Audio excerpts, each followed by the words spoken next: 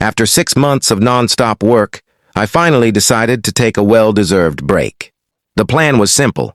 2 weeks in Hawaii, no emails, no phone calls, no HOA drama. I locked up my home, double-checked the security cameras, and even informed the neighborhood association, just to be polite. Karen, the HOA president, gave me her usual fake smile and said, "Don't worry, we'll keep an eye on your property." If only I'd known what she really meant. The trip was perfect. Sunsets, beaches, and zero stress. But on the flight back, I started getting strange notifications from my doorbell camera, motion alerts, people coming and going. I thought maybe it was a glitch. After all, technology sometimes acts up. When I finally pulled into my driveway, something felt off immediately. My usually quiet suburban street looked busy. Cars parked outside my house, suitcases being rolled down the sidewalk, and laughter coming from my living room window. At first I thought maybe my sister had come over early, but when I tried my key in the front door, it didn't fit. My own house key didn't fit. A man in a Hawaiian shirt opened the door, holding a drink. "Oh, hey, you must be the property manager," he said cheerfully. "We were wondering when you'd show up. We can't figure out the thermostat." "Excuse me?" I asked, frozen. "Property manager? I own this house." The man looked confused. "Wait, what?" "We rented this place for 2 weeks through an app. Said it was owned by a lady named Karen." "Karen, of course." I pushed past him and stepped inside. My furniture had been rearranged, my personal items stuffed into boxes, and there were strangers lounging on my couch watching Netflix.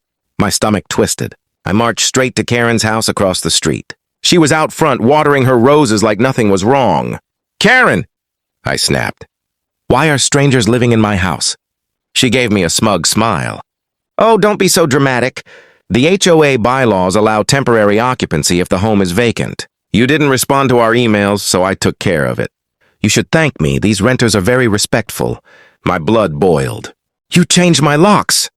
Karen shrugged. "I had to, for safety reasons. Now, if you'll excuse me, I have an HOA meeting." I stood there speechless, staring at her retreating figure. I had just come home from vacation to find Karen renting out my house. I barely slept that night. My mind raced with anger and confusion as I stared at the strangers snoring. In my guest room, every few minutes I replayed Karen's smug face in my head. She'd crossed plenty of lines before, complaints about my lawn height, my mailbox color, even the length of my holiday lights. But this, renting out my house, was a whole new level of crazy. The next morning, I called the local police department. The officer listened patiently, then said, "Sir, this sounds like a civil matter. If someone changed your locks without permission, you'll need to take it up with the HOA or file a trespassing report." "Someone?" I said, nearly shouting. "It's Karen. She rented my house to random people." The officer sighed. "You'll need proof, sir. Do you have any documentation that the tenants paid her?" That's when I realized I might have a chance. I went back to the renters, Tom and Becky, a nice couple from Texas, and asked to see their rental receipt. Sure enough, the listing showed. Managed by Karen B., under a short-term rental website I'd never heard of. Her name, her PayPal, her profit. I stormed across the street and banged on Karen's door. She opened it half an inch. "What now?" I held up my phone. "This says you rented out my house." "Explain that." She rolled her eyes. "Don't be ridiculous. The HOA has temporary occupancy. Rules. Someone has to maintain your property while you're away. I was simply compensating myself for managing it." "Compensating yourself? You changed my locks and rented my home."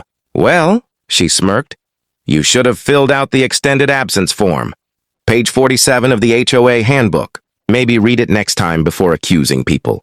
I couldn't believe her nerve. But I realized yelling wouldn't solve anything. I needed to play this smart. That night, I downloaded every HOA policy document I could find. I highlighted every clause about property rights, maintenance and rental permissions. Then I called my lawyer, Mr. Ramirez, who happened to love dealing with HOA bullies. "Sounds like a classic abuse of power," he said. "Don't worry. We'll make her regret this." The next step was to collect evidence, photos, receipts, and security footage. My cameras had caught Karen entering my home multiple times before I left.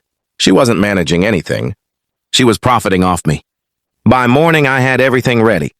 And if Karen wanted to play HOA politics, I was going to show her how badly she'd underestimated me. This wasn't just about my house anymore. It was about putting Karen in her place. The HOA meeting was on Thursday evening. Normally, only a few homeowners showed up, mostly to argue about trash bins or parking. But this time, word had spread. People had seen the renters in my house, and rumors were flying around the neighborhood. When I walked into the clubhouse, every eye turned toward me. Karen sat at the head of the long oak table, wearing her HOA president name tag like it was a royal crown. She gave me that same smug grin. "Ah, Mr. Williams," she said sweetly. "Glad you could join us.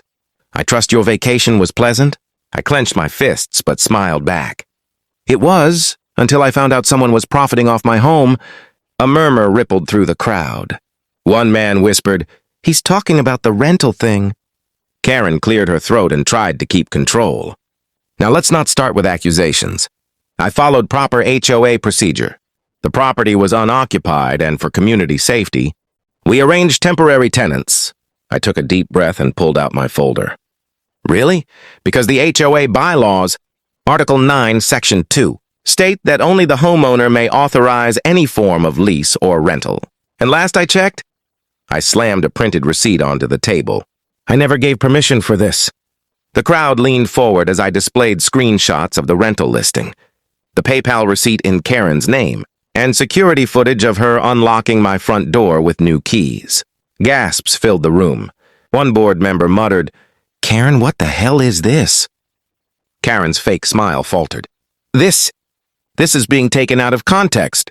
I was just ensuring property value stability." "By changing my locks? By moving my belongings into boxes?" I shot back.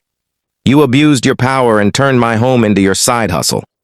Mr. Ramirez, my lawyer, stood up from the back row and spoke clearly. "For the record, we'll be filing criminal charges for trespassing, illegal subletting, and fraud. We'll also be requesting Karen's removal as HOA president pending investigation." The room went silent. Karen's face turned pale. "You can't do that!" she shouted. "You think one complaint can take me down?" Mr. Ramirez smirked. "It's not one complaint. It's 10. He held up a folder full of other homeowners' signatures. "Seems you're not very popular, Ms. President." The meeting dissolved into chaos, neighbors whispering, others glaring at Karen. I just stood there, watching her world crumble. For the first time, she didn't have a snarky comeback, just silence. I walked out of the clubhouse knowing one thing for sure: Karen's reign over the neighborhood was about to end. The morning after the HOA meeting felt different. For the first time in years, my street was quiet. Not fake smile quiet, but real peace. Karen's car was gone, her rose bushes unwatered, and her usual gossip squad hadn't gathered. It felt like the calm before the storm. By noon, the storm hit. I got a call from Mr. Ramirez. "Good news," he said. "The HOA board voted to suspend Karen pending a full audit. Apparently, she's been borrowing funds from the HOA maintenance budget, too." I laughed. "Of course she has. She couldn't help herself." He continued, "The police are reviewing the rental receipts and your camera footage. You should change your locks back today. Legally, your home is yours again." I wasted no time. A locksmith came over and reinstalled my original locks. As the final click echoed through the doorframe, I felt something I hadn't in weeks: control. The renters had already left the previous night, apologizing profusely once they realized what Karen had done.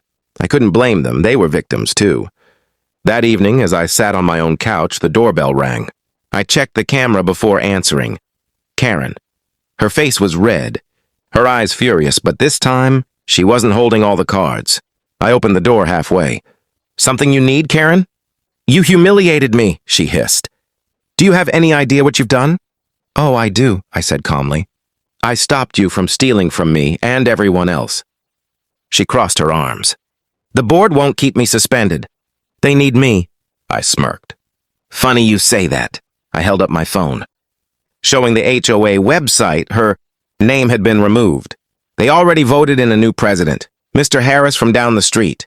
Someone who actually reads the bylaws. Her jaw dropped. "You can't—" "Karen," I interrupted, "you already did this to yourself. You broke into my house, made money off it, and called it management. You're lucky I'm not pressing for jail time. Her glare could have burned through steel. She muttered something under her breath and stormed off down the driveway. As her figure disappeared around the corner, I closed the door and let out a deep breath. My house was finally mine again. No fake HOA rules. No unwanted tenants, no Karen. Later that night, the neighborhood group chat exploded with memes and jokes about Karen's Airbnb empire. Even the HOA board posted a public apology. I poured myself a drink, stepped onto the porch, and smiled. Karen had spent years trying to control everyone around her, but this time she'd learned the hard way. Messing with my home meant messing with me.